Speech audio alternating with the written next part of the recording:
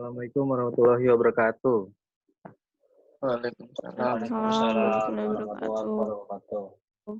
Perkenalkan, kami dari kelompok 1. Di sini kami akan mempresentasikan tentang sistematika bisnis plan yang berjudul pengaturan suhu, kelembapan ruangan, dan penyiraman otomatis pada tanaman selada hidroponik berbasis Android. Sebelumnya, mari kita perkenalan dulu.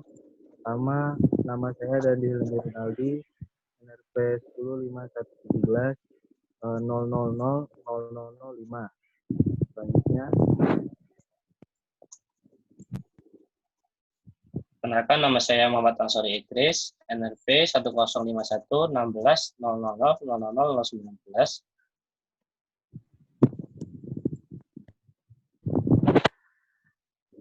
Perkenalkan, nama saya Dani Kristianto, NRP 105117 100000003.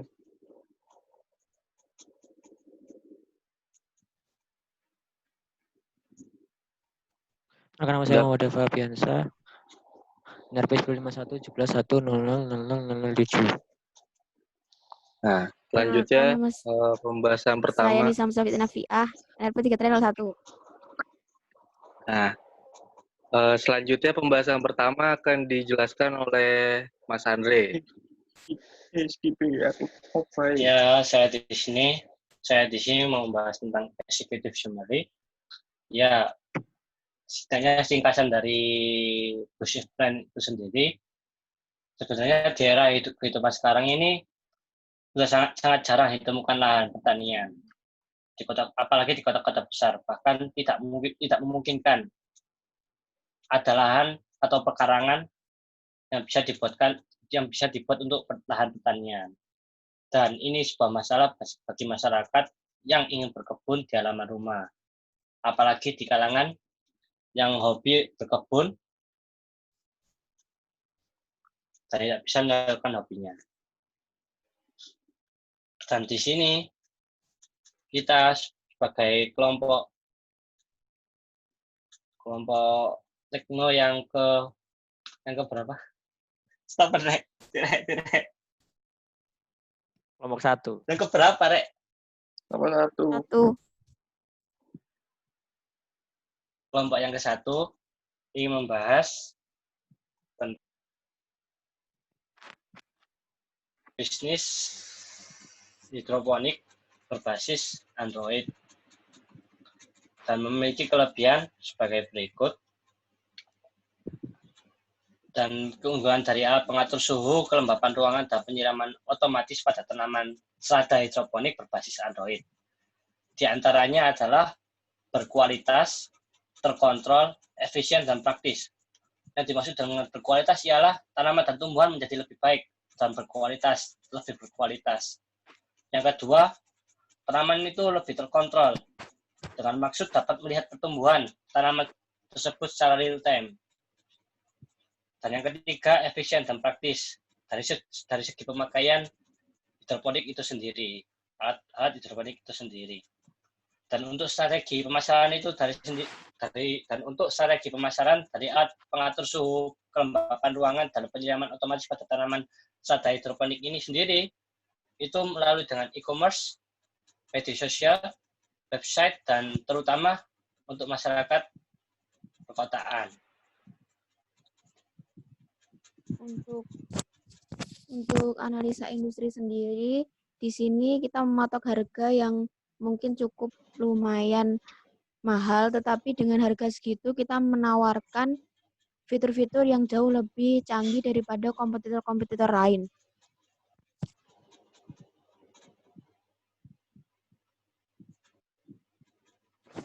Komponen description. Di sini perusahaan kelompok 1 menyediakan jasa pembuatan, pemasangan, dan perawatan produk alat modern untuk pertanian, yaitu alat pengatur suhu, kelembapan ruangan, dan penyiraman otomatis pada tanaman selada hidroponik berbasis Android.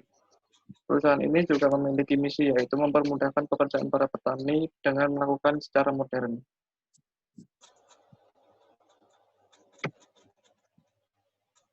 Perusahaan ini memiliki tim manajemen yang dimana ada dewan penasihat, ketua direksi, divisi pengadaan alat, divisi logistik atau pengiriman alat, divisi proses produksi, divisi maintenance atau perawatan alat, divisi packing atau pengemasan alat, divisi pemasaran alat. Nah, selanjutnya yaitu ada manajemen tim dan company structure. Di sini dari Dewan Penasihatnya itu dosen dari Teknopreneur yaitu Bapak Arif Abdurrahman. Terus untuk ketua direksi atau ketua project timnya itu Mas Andre. Terus selanjutnya ada dari pengadaan alat juga Mas Andre. Terus untuk dari logistik alat yaitu saya sendiri yaitu Danil Rinaldi. Untuk proses produksinya yaitu untuk diberlakukan untuk semua anggota. Terus untuk maintenance alatnya dari Dava Biansa. Terus packing alat yaitu untuk Disa. Dan terakhir pemasaran alat yaitu Dani Kusdianto. Oke. Ini adalah model bisnisnya, di mana model bisnisnya kita pakai PMC aja. Untuk strategi partner, kita ada komunitas, toko peralatan kebun, dan toko elektronik. Terus key activity adalah pembelian komponen dasar alat, perancangan sistem alat, pemasaran alat. Untuk key resource-nya adalah peralatan pembuatan alat. Untuk value proportion, yaitu melengkapi tanaman atau tumbuhan menjadi lebih baik dan berkualitas. Kebutuhan hidup para petani yang dinamis dan praktis dapat melihat pertumbuhan tanaman secara real time. Untuk customer relation-nya ada garansi, promo dan diskon, reseller, komponen untuk berkebun. Terus channel-nya kita pakai e-commerce, media sosial, website, dan door to door. Untuk market segmen-nya kita menggunakan petani tanaman selada hidroponik di Indonesia. Untuk konstruktor itu pengeluaran pembelian komponen, biaya perbaikan alat, biaya pengemasan, biaya pemasaran, dan biaya promosi produk. Untuk revenue stream-nya untuk penjualan produk secara fisik dan servis ketika masa garansi habis. Nah, dan untuk market analisisnya, bisnis tanaman hidroponik ini sedang banyak digandrungi. Udah banyak dan juga banyak memiliki omset yang cukup besar. Dari situ dapat disungguhkan bahwa usaha hidroponik ini sendiri untuk menjual alat yang dibutuhkan oleh para petani tanaman hidroponik juga memiliki prospek yang sangat bagus. Dan tidak kalah bagusnya dengan yang lain. Selain itu, peralatan yang bersifat otomatis sangat dibutuhkan oleh para petani pada bidang usaha ini. Di sisi lain, belum banyak juga orang-orang untuk memproduksi peralatan otomatis di dunia pertanian hidroponik. Kebanyakan hanya menjual peralatan manual saja. Karena itu persaingan pada usaha ini juga relatif kecil karena persaingannya juga nggak seberapa banyak. Tidak banyak juga yang menjual alat seperti ini.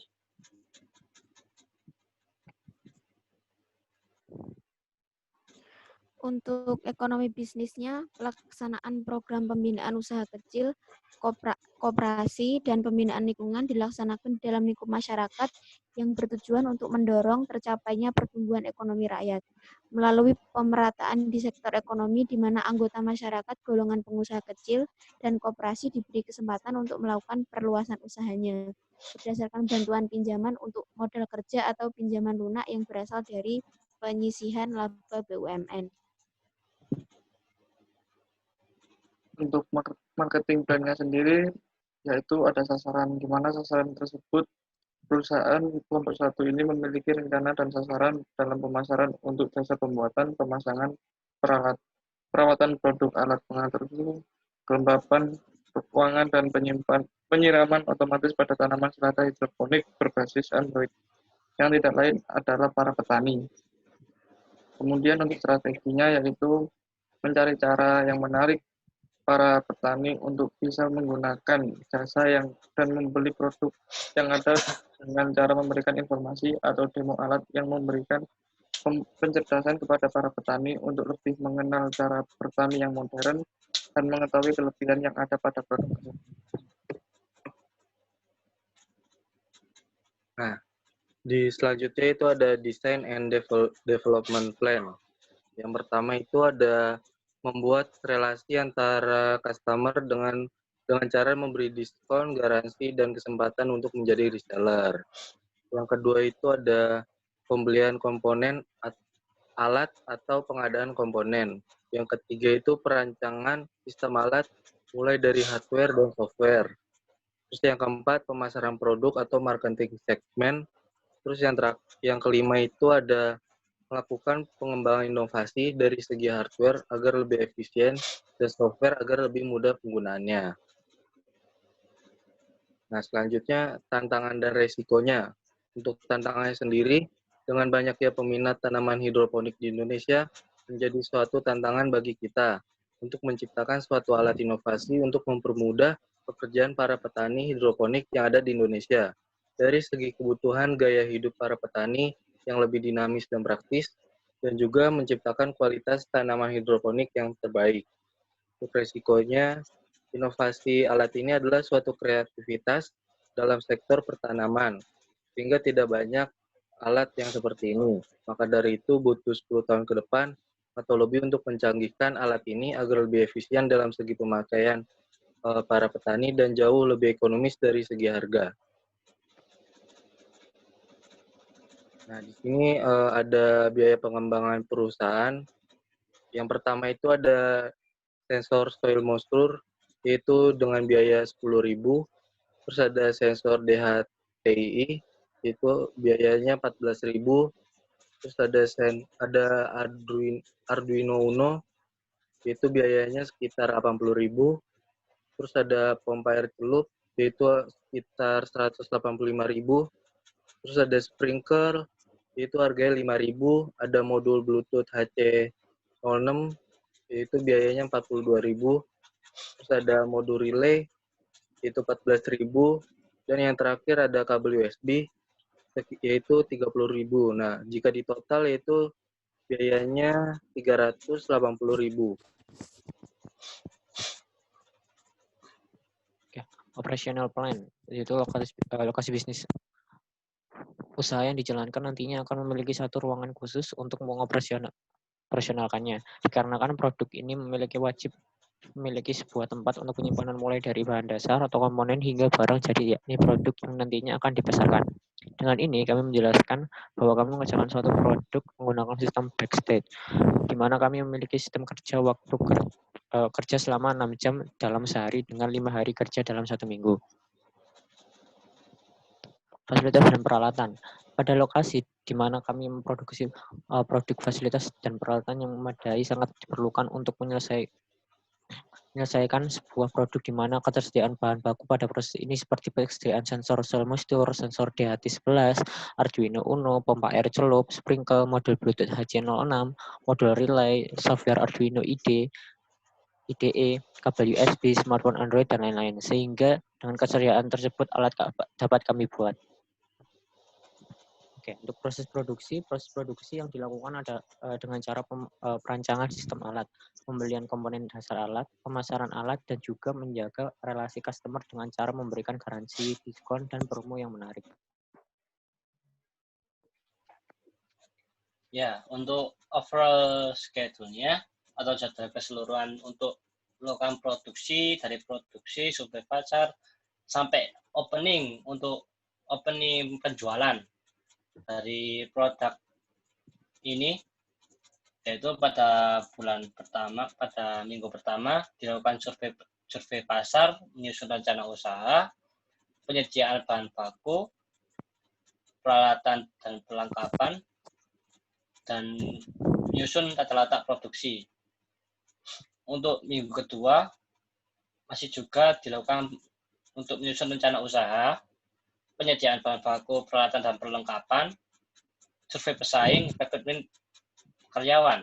Untuk minggu yang ketiga dilakukan persiapan tempat usaha, menyusun tata letak produksi dan promosi produk. Untuk minggu keempat dilakukan juga promosi produk dan opening untuk opening penjualan dari produk ini. Untuk financial projection sendiri ada 2, yaitu aliran keuangan untuk pemasukan dan pengeluaran. Untuk pemasukan sendiri berasal dari penjualan produk secara fisik dan juga servis. Sedangkan untuk pengeluaran sendiri digunakan untuk pengeluaran pembelian komponen, biaya perbaikan alat, biaya pengemasan, pemasaran, dan juga promosi produk. Ya, sekian dan terima kasih di sini. Wassalamualaikum warahmatullahi wabarakatuh.